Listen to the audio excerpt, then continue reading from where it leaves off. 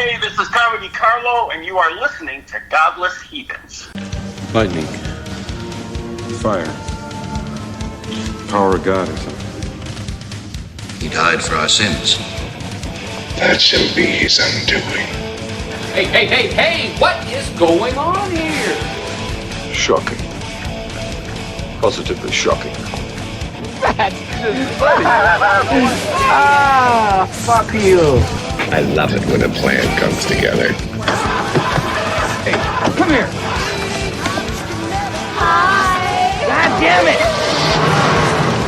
Okay, now, if by any chance I get, flustered, when I'm hurling through space, and pull the red one first. Oh, then you're gonna wind up looking like a well-done chili burger. They're gonna have to shovel you into a coffin. Find and fulfill your destiny. You bastard. Drop dead!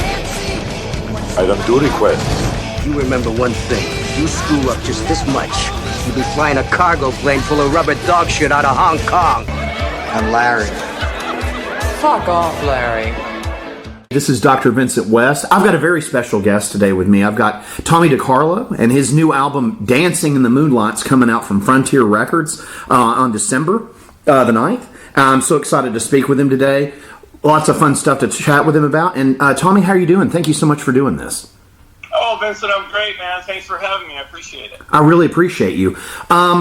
Real quick, this record is so awesome. When did you begin the writing process on this record? It's fantastic.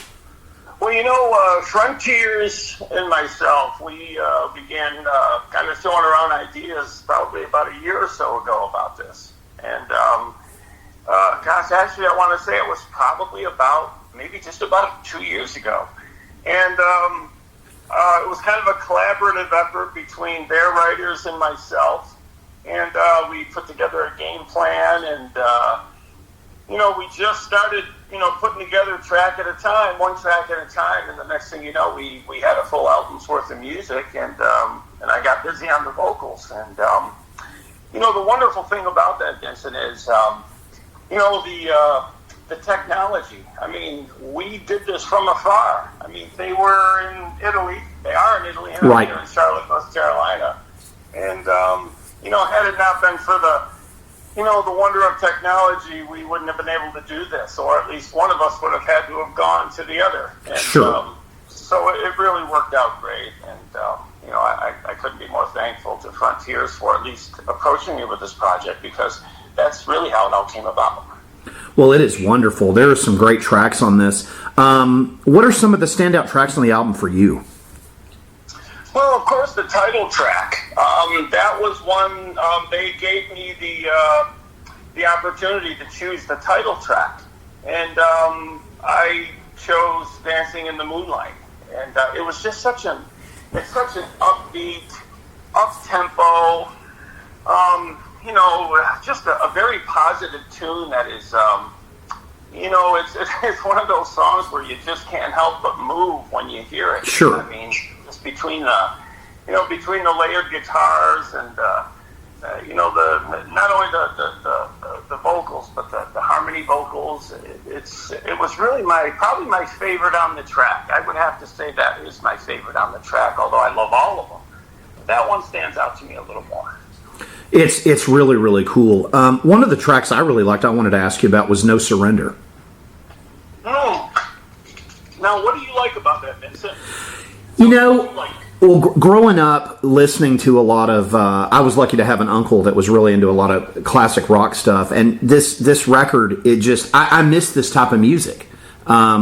It seems a lot of this music seems like it's more popular in Europe, and at least from my understanding, I know a lot of the newer bands I listen to are all European that are doing like classic 70s and 80s style, AOR stuff.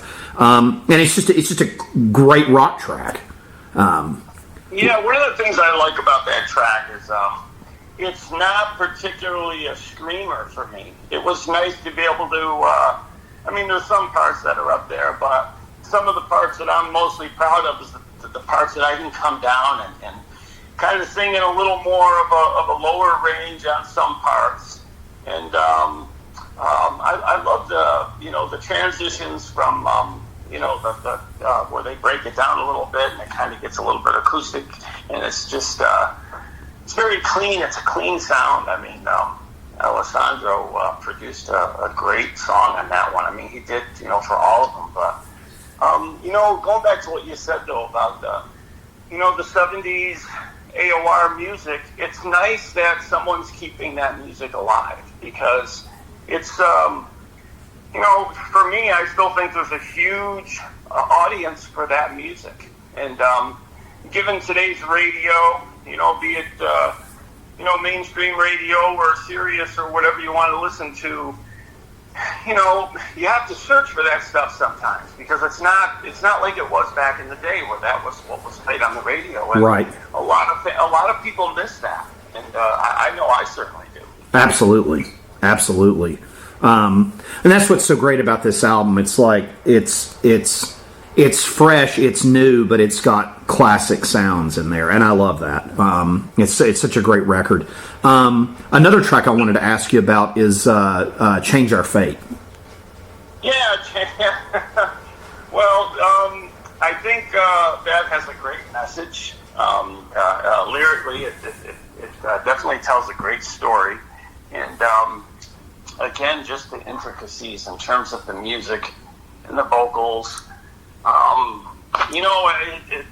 It's really tough, because it's hard to talk about one song on the album any more than the other. Sure. Because then you bring one up, you're like, oh, I love that one, and then you say, well, what about this one? Like, oh, you know what? I like that one too. Right. So, I'm thankful for all of them.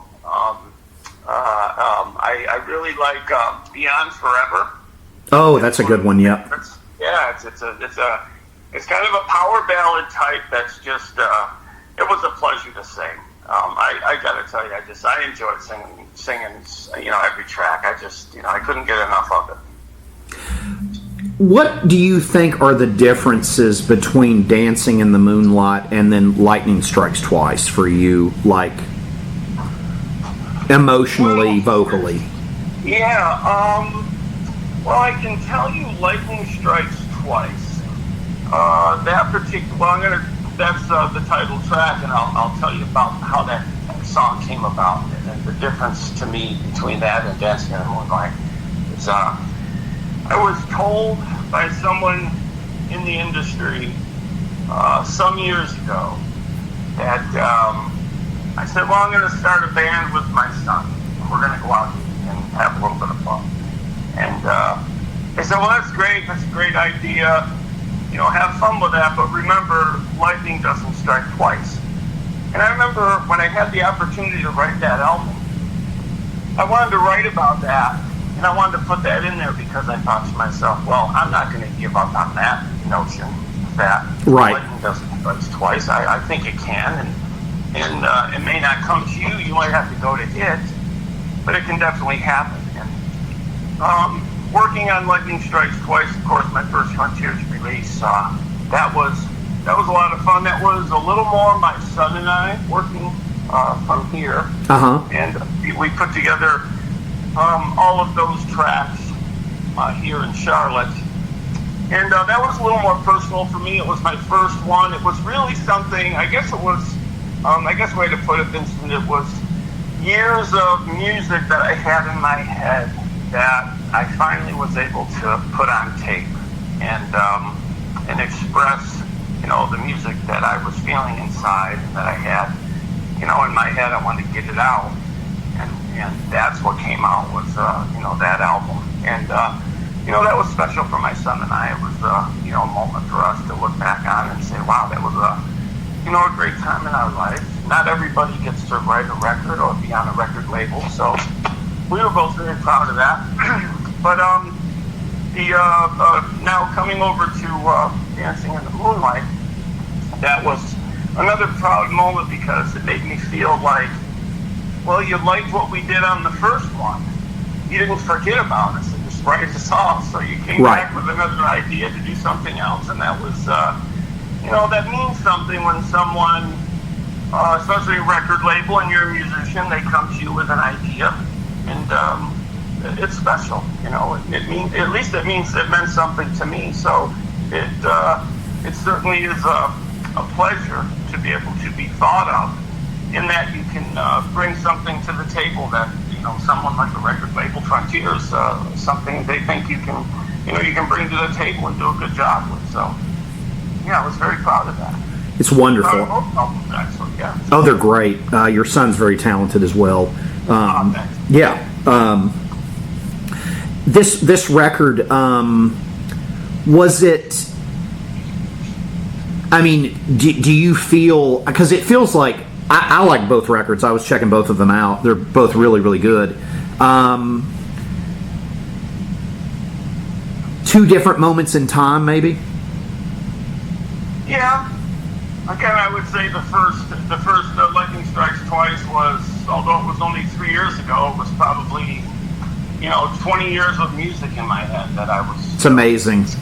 Hoping to get at someday, and Frontiers gave me the opportunity to do that with that album. For me, particularly on that song, ironically, my favorite track off of the Lightning Strikes Twice album is "You Are the Fire," Okay. which was the last song that I wrote for that. So I was, that, and I'll tell you, some of the, including a good number of songs off of "Dancing in the Moonlight." I often think, if we were in a time machine and went back to the 70s and 80s, I think these would have made radio play. They would have been in rotation, and probably still would be today. Absolutely. Great tracks, great songwriting, great music, and you have such a powerful voice. It's wonderful to hear both records. The new one's exceptional. One last track I wanted to ask you about, "You and Me." Wow, "You and Me," yeah, that was. It's funny. I wrote a song for my wife some years ago called "Just You and I," and no, actually, "Just You and Me" was the title of it. Okay.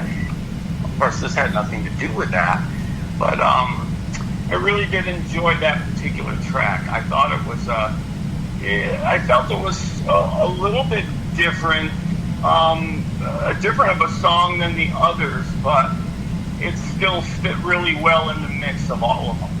And it was, again, a good storyline, and lyrically it was very well written. And, again, for me, Vincent, it was a pleasure to sing. I mean, there wasn't a song on this record that when I heard it, I couldn't wait to get to it. I mean, of course, it took me, a few days to track each song, but just knowing what was ahead, I was like, oh God, I want to finish this one so I can get to that next one. Right. Yeah. Well, I can't wait to hear the next thing that you do. Kids, pick up "Dancing in the Moonlight" from Tommy DeCarlo. It comes out December 9th on Frontier Records. Tommy, it's been an absolute pleasure today. Thank you so much for taking the time to do this. Vincent, thanks for your time. I appreciate it, and I certainly appreciate Frontiers for the opportunity to work with them on this record. It's incredible. Cracker Jack timing, Wang. Total concentration. You ready, Jack? I was born ready.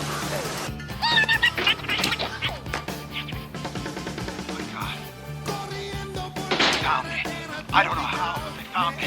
Run for Marty!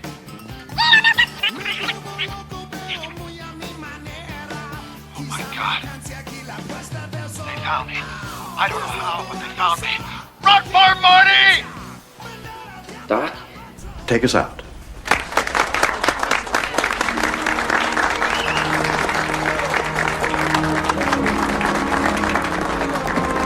Ready, good sir. Not a tear to my eye. I'll be quiet.